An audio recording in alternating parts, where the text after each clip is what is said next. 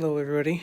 I am having a snow day from work, so I am going to record a video of my process for framing my art.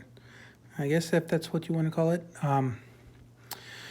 So, what I do is I go to thrift stores and places that sell used and unwanted things, and I go and find cool stuff and buy it and bring it back and save it on my shelves for later. And right now, today is later, and I am organizing all the cool stuff that I have, and I'm going to the step by step of framing it. So let me turn the camera around so you can see I am at my work table. I am on my work table here, and I have a couple cool frames lined up. Some of the stuff has already been done, but let me show you what I'm doing here. I don't know how I'm gonna make sure this is in. Maybe I'll keep an eye on it from here. So I found these little cool Pottery Barn frames for really cheap. They're wood, made in China, but you know, all you really see is the front. So what I do is find out how I take it apart. So these have little clips in them. Just flip them up like that and take the backing out. Take the other stuff out in the little glass, which is really dirty. That's another thing I do with the pieces. I clean up all the glass and everything. So I take the little paper that's in here and I put it back in first and then put the glass behind it just to hold it in place. All right, straighten it out a little bit. I take my pen and I mark the display area of the frame right there, so that when I take it out, I got this piece of paper that shows you how big the inside is compared to how big the viewable area is. And I put a number on it so I know which one I'm working on. This one's going to be number 17. And I put this one in the pile of stuff that is already done, or already labeled, which is right here. So it's a little significant pile, 17 pieces so far. And then I take my sticker. I did number 17. I gotta keep all these organized. And I put the glass back in the frame, and the backing, and the other backing, and close it up again, flip it over, and then put the sticker on the frame so I know which frame goes to which piece of paper, because sometimes they're all always the same size. And then I put this in the pile with the other stuff right there. Okay, and I do that for all of these frames, those, plus all of those, and all of those, and those. Those I have to do some a little bit more specific stuff on. And then I take my computer and plug it and go over here into my studio area, which is kind of dark. Let me turn the light on. And I'm gonna go get that piece of paper so I can show you what I'm doing. I grab my scanner, hook my scanner up to my computer here, plug my computer in to keep the power going and the screen bright, and take this, and what I'm gonna do is get a bunch of other ones that I've done already, and get as many as I can to fit in this 8.5 by 11 format. Let me grab a piece of colored paper here. So what I'm going to do is figure out, see, where'd number 17 go? Is that on the bottom? Oh, I don't know. But what I'm going to do is I'm going to put a lot of these, this paper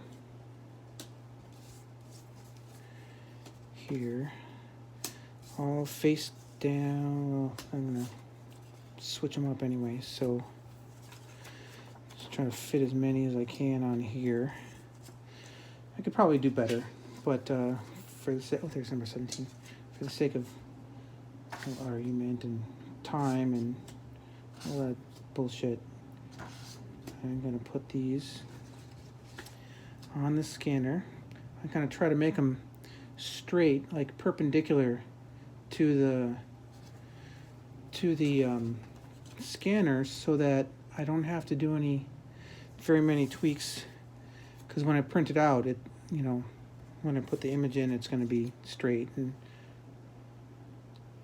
I hope you know what I'm talking about. So I'm going to put this backing paper on because the back of this scanner is white. Some of this paper is white, so it wouldn't show up very well. So I'm going to put this backing on.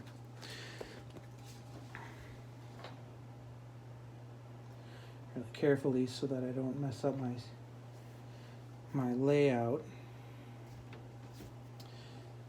Close the lid.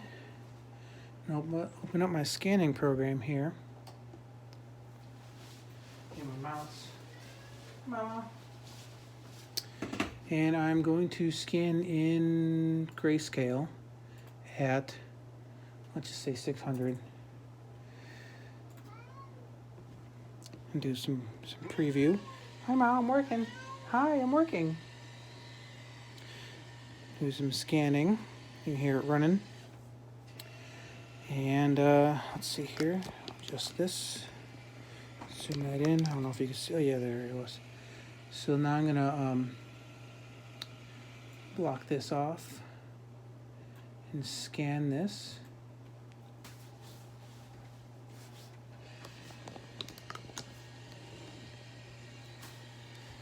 I'll do for the rest from right here so you can see what I'm doing. So I just scan that in. I'm going to close out my scanner program and Spotify. I can't play any music because YouTube would be all over it saying you did wrong. Okay, these I sent that image to here, so I'm going to cut that out. No, I'm going to open up in Photoshop. These are on my scanned skulls. I'm going to leave that folder open because I'm going to put some in there. Come on, Photoshop. All right, so I'm going to take this piece, click and drag it into Photoshop. So let's see, let's do number 6. I'm going to go find the number 6 frame. Number 6.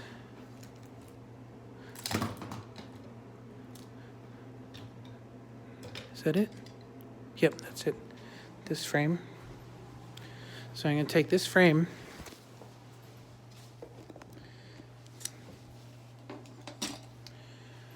and, okay, I'm going to zoom in here. Zoom out a little bit. So I'm going to, since it's crooked, you can see that it's a little crooked. I'm going to straighten it out a little bit. So that means I'm going to take the magnetic lasso and click on the edges of this thing. So I'm dragging along the edge, and it's automatically clicking on the most likely part where it's going to, you know, that's taking too long, so let's delete. I'm going to take this tool and just go around this and the Control X, Control Shift V for paste, and then Control T for transform. Oh wait, so I'm gonna drag down a line tool to give me a guide, and now I'm gonna transform. I'm gonna go on and shift it over here. I'm gonna bring the top up to this line so I can know when I'm straightening it out. I'm working. So that looks alright. So a little bit over here. Okay. So this is now straight. I'm going to flatten this out for layers. Layer to flatten. So I'm going to look at this frame, and it's red with some gold on it, and it's supposed to be a vertical because it's got this hole in it for hanging, which is nice, and it's also got this little thing, this metal thing in here to put in these holes. Oh, it can be horizontal too. So this little thing, you detach it and put it in those two holes, and it stands, or it can stand like that. But I'm going to make it a vertical because vertical pieces, I think, are more people like them. Maybe depends on what kind of skull I want to put in here. So I'm going to look at this and then think, what kind of skull do I want to put in this? So I'm going to go over to my skull folder and look at them at a little bit larger. So I'm going to look for a horizontal skull or a vertical skull that might go in here. Black bear is pretty cool. That bird might look nice, but he's a little more round. I want to put something in there that's going to fill the entire, like it was made for, the frame. So this goat is usually pretty good to put in frames like this, or this sheep skull. But this, I don't know. I like the side sheep skull better. Inverting wolf, the human. Let's see. Alright, move this along. All these skulls. I could put the vampire bat skull in there. That looks pretty cool. Vampire bat or goat. Vampire bat or goat. Let's just do the vampire bat. So I'm going to click on him and drag him to Photoshop. I'm going to select the black and we'll move this select, modify, expand by 3 pixels so that I can grab all the little gray pixels alongside the black. Let me zoom in so you can see this. So it should be black and white, but sometimes there's little tiny gray pixels that show up in here too, and I don't really want to cut them out, so I'm gonna click Control X for cut, and move out of here. No, I don't want to save it, and I'm gonna paste it. Control V. Now I got this skull overlapping this. So what I'm going to do is Control T, zoom out, and I'm going to resize him to fit into that display area. Actually, he's right there. Let me do something else. Something else I do is use this. Oh, okay. Let's drag this tool down, this line down here to the edge of the oval, and drag another line out to the side here. And I'm going to take the marquee tool, the elliptical marquee tool. I'm going to start up here. I'm going to drag down so that I can get this oval. And what I'm going to do is go to here, go to the background layer, and I'm going to Control X, cut it out. So that's the display area, so I can see it a lot easier. And let's see here. What do I do next? I grab the skull and place it kind of in the center, I guess, where I think it'll look good. And then what do I do next? So I would do this entire page. I would have this entire page of pieces with the display area cut out and skulls in them, and flatten it. So let's flatten this here. Okay. Oops. Let's move this guy over. Oh, okay. There we go. Nope. There we go. And to move him over, zoom out. So what I'm going to do is when I print these out, I'm going to I'm not going to print this area out here because that just wastes ink and it might show up in the in the frame. So I'm going to print it out at the size of the I'm going to print it out at this size, but I just need that outside edge so I know where to cut on the printout. Oh, you can understand that. So in order to do that, I need to take the marquee, the selector tool, and I'm gonna do that and go along the edge here. It's gonna take a little bit.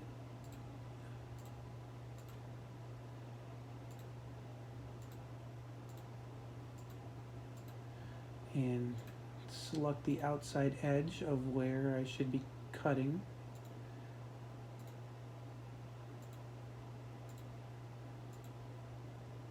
Oh, that's why I shouldn't have flattened it, because that,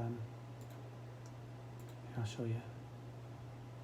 Double click, so I selected the entire piece, which is this, and I'm gonna cut it out, Control X, Control Shift Paste, and now here's why I shouldn't have cut that out. I gotta paste the skull back in here. So I'm gonna select around the skull, oops. Let's get rid of that part. And I'm gonna Control X, Control Shift Paste, and then I'm gonna get rid of that frame, so that when I print it out on a toned paper or white paper, this outside edge is going to print and the skull is going to print. So then I cut along this line and I'll have a piece shaped like this with a skull in it. And once I do that, I will give you guys another video of me putting it together and cleaning it up and putting it together for sale. Thanks for watching.